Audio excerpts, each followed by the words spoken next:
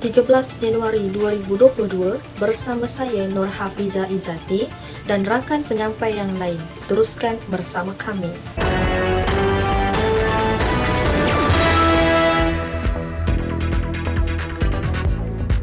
Assalamualaikum dan salam sejahtera. Penyebaran berita palsu pada hari ini semakin berleluasa dan ianya memberi kesan yang buruk dalam kalangan rakyat.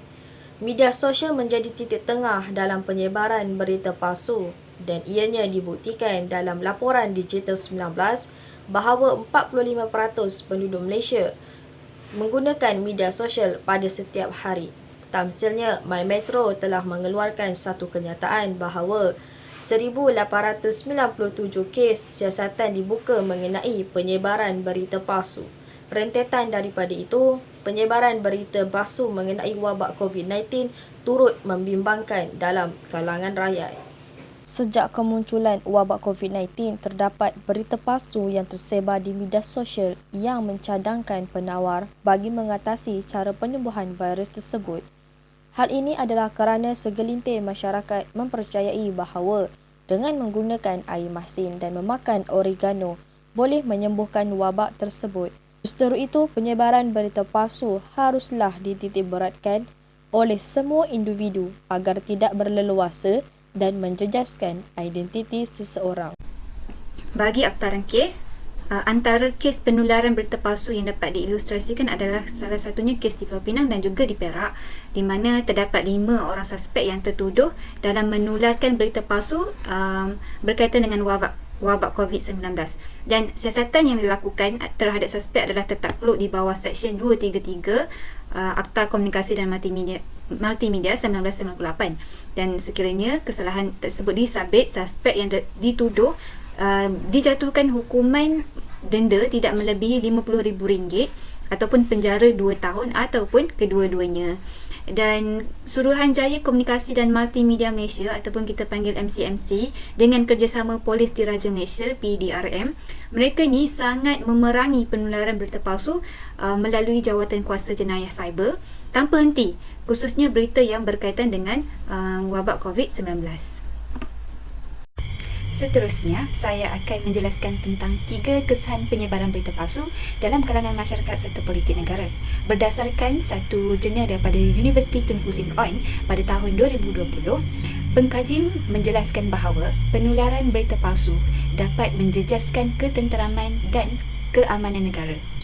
Hal ini demikian kerana masyarakat cenderung untuk saling berkongsi maklumat yang diperoleh di laman media sosial masing-masing dan menjadikan ia cepat tular.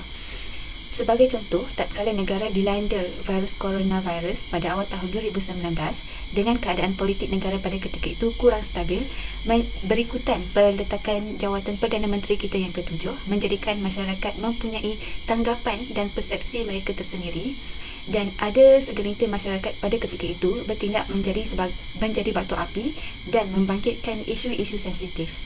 Kesan yang kedua adalah penularan berita palsu dapat merisikokan keselamatan politik negara. Hal ini kerana melalui penyalahgunaan jaringan internet serta teknologi secara berleluasa menjadikan kuasa politik luar yang sememangnya mempunyai pengaruh yang kuat dapat memporak-perandakan keselamatan negara kita kerana mereka dapat mengetahui situasi dalaman yang berlaku di dalam negara kita.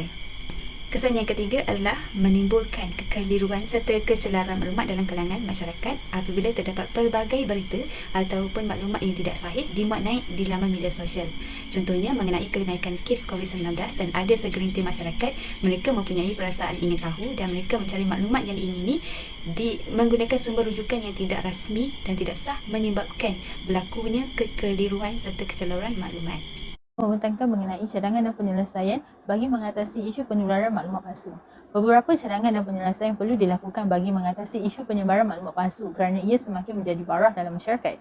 Antara langkah-langkah yang perlu diambil ialah kerajaan perlulah memperketatkan dan menambah baik penguatkuasaan serta pelaksanaan undang-undang kerana akta-akta yang sedia ada tidak relevan untuk dipraktikkan pada zaman dunia tanpa batasan ini.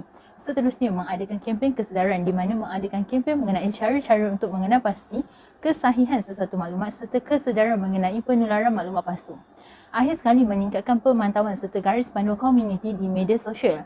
Dengan melakukan langkah-langkah tersebut, ia dapat meningkatkan kesedaran dalam kalangan masyarakat mengenai keseriusan serta keburukan penyebaran maklumat palsu. mengekang penyebaran maklumat palsu serta pengguna media sosial akan lebih berhati-hati dalam berkongsi sebarang maklumat serta mengeluarkan sebarang pernyataan atau komen.